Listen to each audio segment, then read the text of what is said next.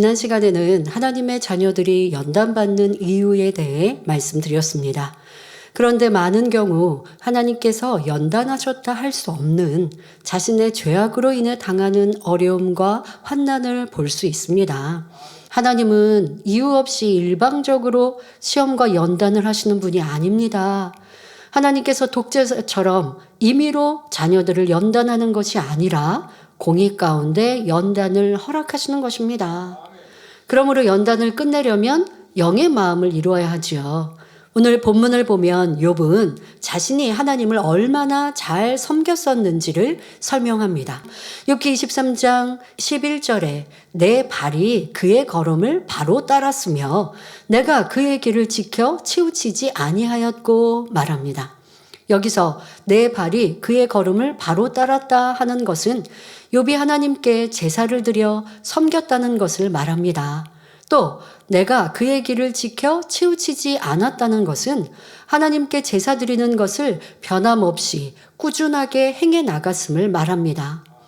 그런데 과연 하나님께서 욥의 제사를 온전히 기쁘게 받으신 것일까요? 구약이 신약의 그림자라고 해서 하나님께서 제사를 드리는 육적인 행위만 받았던 것은 아닙니다. 물론 행위적인 구원의 시대이므로 사람과 사람 사이에서는 행위적으로만 율법을 지켜도 하나님께서 받으셨습니다. 하지만 이는 사람이 영적인 것을 이해할 수 없었기 때문에 허락한 것일 뿐 하나님 자신과 사람 사이에서는 육적인 행위만 받지 않으셨습니다. 육적인 행위도 보셨지만 그 안에 마음, 중심, 영적인 것도 원하셨다는 것입니다. 예를 들어 하나님께서 아말렉과의 전쟁에서 모든 것을 진멸하라 하셨을 때 사울왕은 좋은 짐승들은 하나님께 제사를 드리겠다는 이유로 살려서 가져왔습니다. 그러나 이로 인해 사울왕에게 돌아온 것은 칭찬이 아니라 큰 책망이었으며 결국 하나님께서 사울왕을 버리신다는 말씀이었습니다.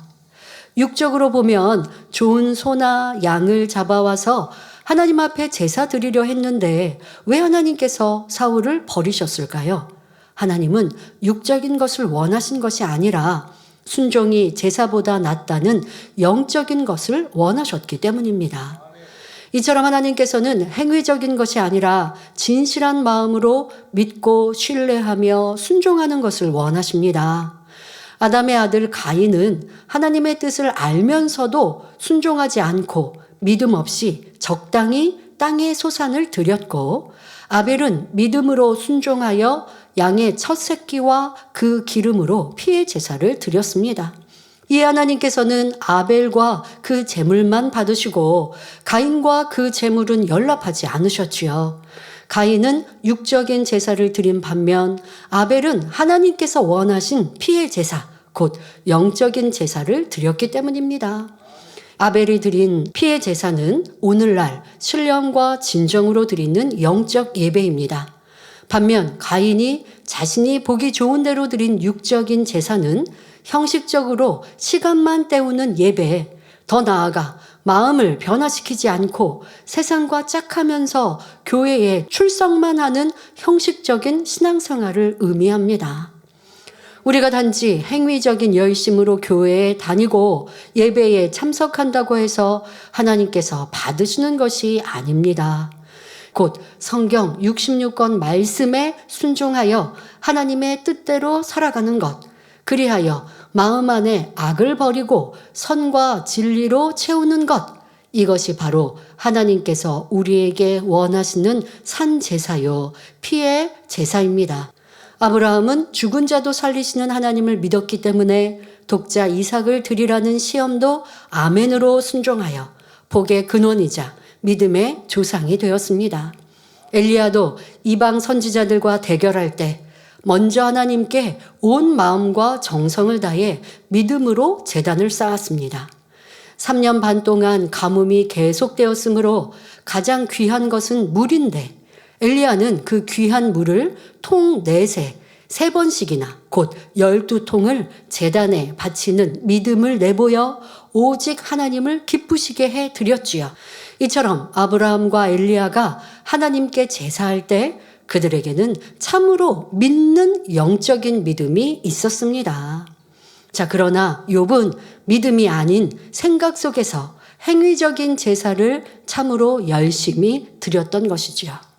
게다가 욥은 평소에 자신의 인격을 애써 지켜 나갔으며 행위적으로는 흠이 없었으므로 스스로 마음속에 악을 발견할 수가 없었습니다.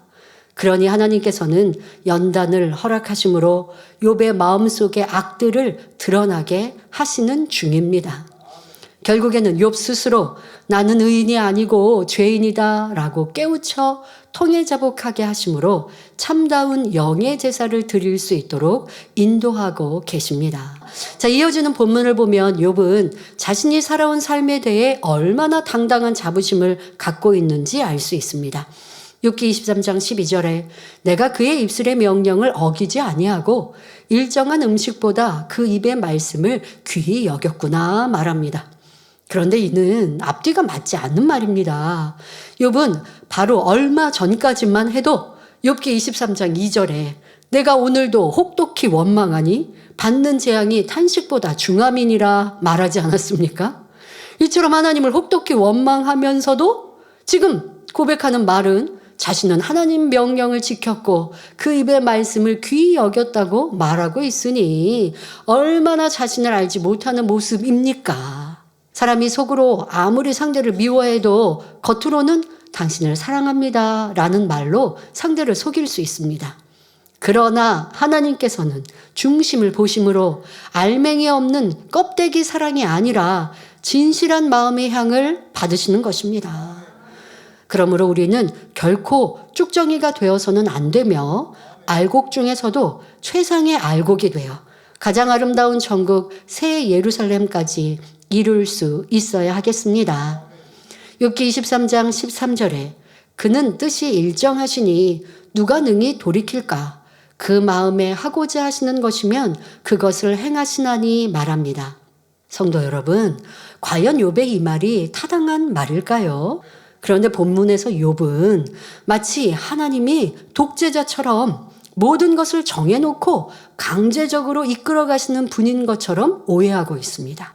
물론 하나님께서는 뜻을 정하고 이루십니다. 그러나 하나님의 마음에 맞춰 일방적으로 정하시는 것이 아니라 사랑과 공의 가운데 이루어 가시지요. 하나님 마음대로 정하고 자기 유익에 맞지 않으면 없애버리는 그런 악한 분이 아닙니다.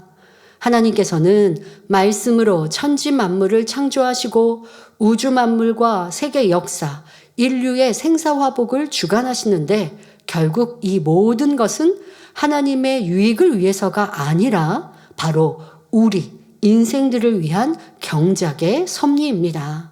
악을 미워하시기 때문에 사람이 악한 길로 갈 때 경고도 하시고 징계도 허락하시지만 누구든지 중심에서 회개하고 악에서 돌이키면 이내 용서하시는 사랑의 하나님이시지요. 자, 대표적인 예로 니느웨 백성을 들 수 있지요. 요나서 3장을 보면 하나님께서는 40일이 지나면 니느웨 성이 무너지리라 요나를 통해 예언하게 하셨습니다. 이 예언을 들은 니느웨 왕은 백성들과 더불어 금식하고 악에서 떠나 돌이켜 회개했지요.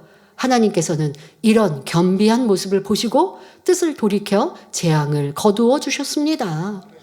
에스겔 33장 14절 15절에도 가령 내가 악인에게 말하기를 너는 죽으리라 하였다 하자 그가 돌이켜 자기의 죄에서 떠나서 법과 의대로 행하여 전당물을 도로 주며 억탕물을 돌려보내고 생명의 율례를 준행하여 다시는 죄악을 짓지 아니하면 그가 정녕 살고 죽지 않을지라 말씀합니다. 자, 하나님께서는 악인을 심판하기로 정하셨다 해도 곧바로 벌을 내리시는 것이 아니라 어찌하든 그를 살리고자 하십니다. 그러므로 모든 사람을 구원하기 원하시는 하나님의 마음, 비록 악인이라 해도 회개하고 돌이키면 동이 서에서 먼 것 같이 그 죄가를 기억지도 않으시는 하나님의 크신 사랑을 깨우쳐 우리 마음 중심에서 하나님을 사랑하는 참 자녀가 되어야겠습니다.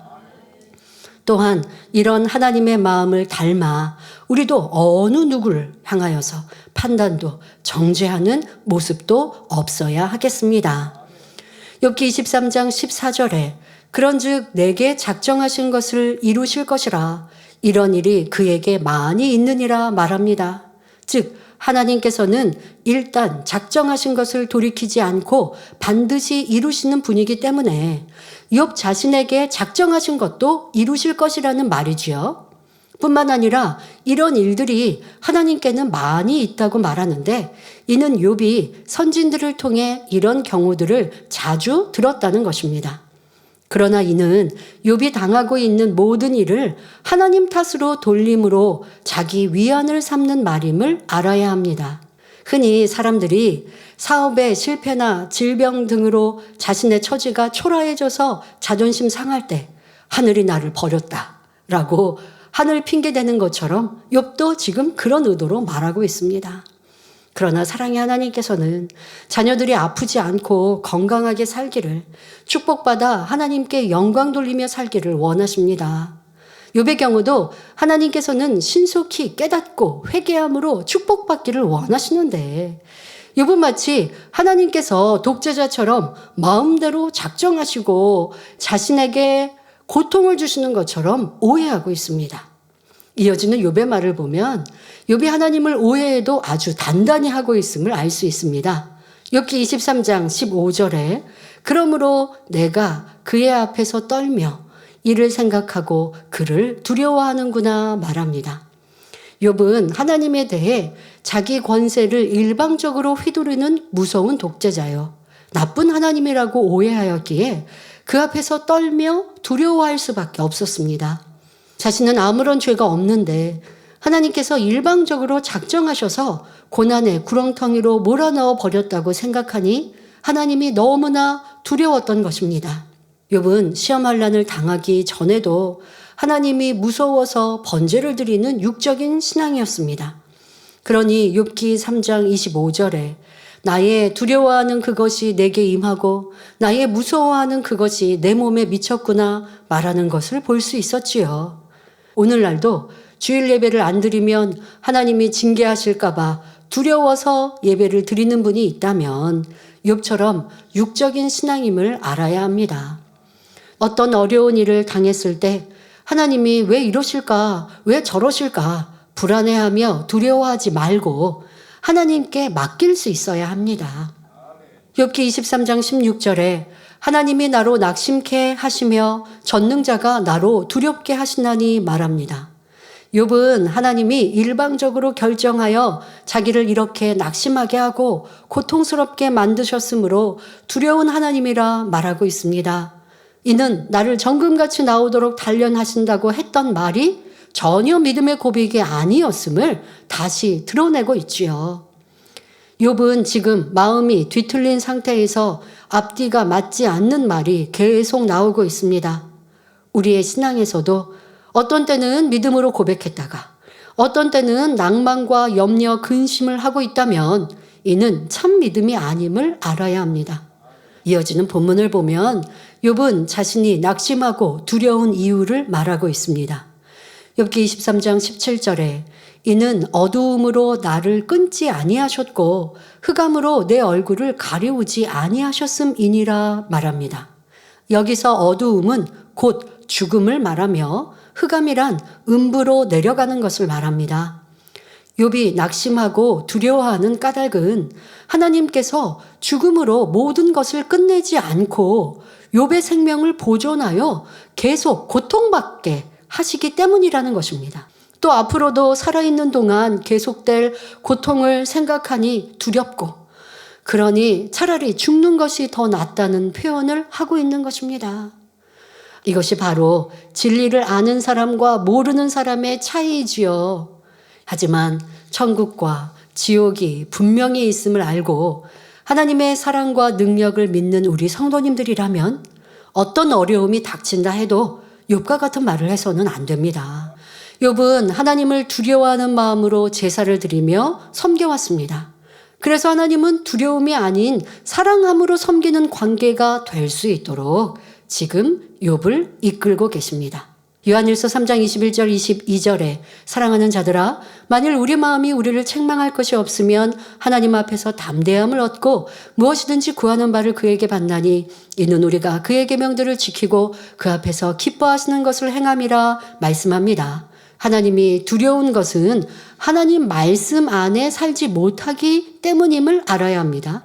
그러므로 우리 성도님들은 하나님을 두려워할 것이 아니라 계명들을 지켜 행함으로 하나님을 기쁘시게 하며 담대함을 얻어 구하는 것마다 응답받아 영광 돌리는 삶을 사시기를 주님의 이름으로 축원합니다.